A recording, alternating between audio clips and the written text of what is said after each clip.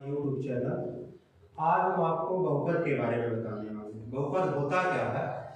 ऐसा बीजीय व्यंजक जिसमें चर की घात धनात्मक हो वह बहुपद कहलाता है। जो चर की घात है ना तो उसे ऋणात्मक होना चाहिए, ना अंडर रूट के रूप में ना बटे के रूप में। जो चर की घात हो वह हमेशा और हमेशा धनात्मक हो तो वह बहुपद कहलाएगा। अगर एग्जाम्पल की बात करें बहुपद के तो 2x square minus 3x plus 5 ये आपका एक बहुपद है, ये आपका बहुपद है। लेकिन अगर ऐसे आ जाता है तो फिर यह बहुपद नहीं है।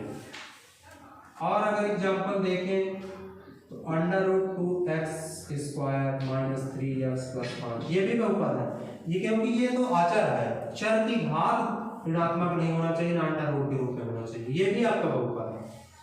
अब हम बहुपद की घात की बात करते हैं तो बहुपद की घात वह घात होती है जो चर की अधिकतम घात होती है वही बहुपद की घात होती है। जो बहुपद की घात होती है, बहुपद की घात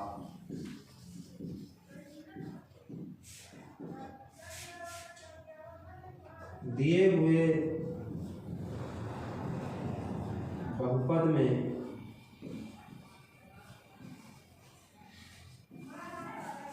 चर की अधिकतम घात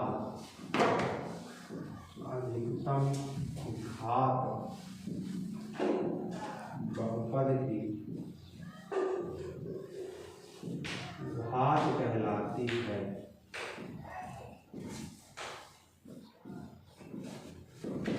उदाहरण के रूप में अगर हम देखें तो 2x square minus 3x plus 5, इसमें जो बहुपद की घात होगी तो चर की अधिकतम घात 2 है तो बहुपद की घात हो जाएगी, बहुपद की घात बराबर 2।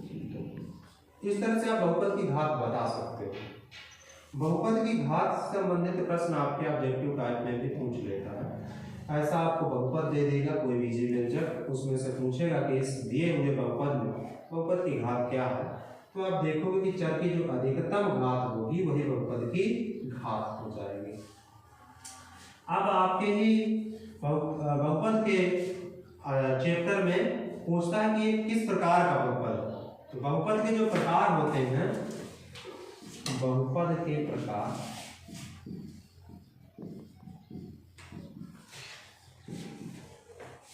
पहला नंबर जो होता है वो होता है रैखिक बहुपद, रैखिक बहुपद। दूसरा नंबर जो होता है वो होता है द्विघात बहुपद,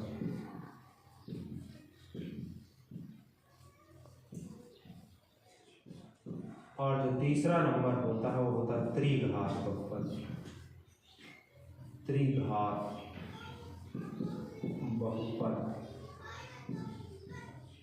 इस तरह से आपके बहुपद के प्रकारों में रैखिक बहुपद, द्विघात बहुपद, त्रिघात बहुपद। अब रैखिक बहुपद की बात करें तो ऐसा बहुपद जिसमें चर की घात 1 हो रैखिक बहुपद कहलाता है। द्विघात बहुपद जिसमें बहुपद की घात 2 हो द्विघात बहुपद कहलाता है। त्रिघात बहुपद ऐसा बहुपद जिसमें बहुपद की घात 3 हो त्रिघात बहुपद कहलाता है। Thanks for my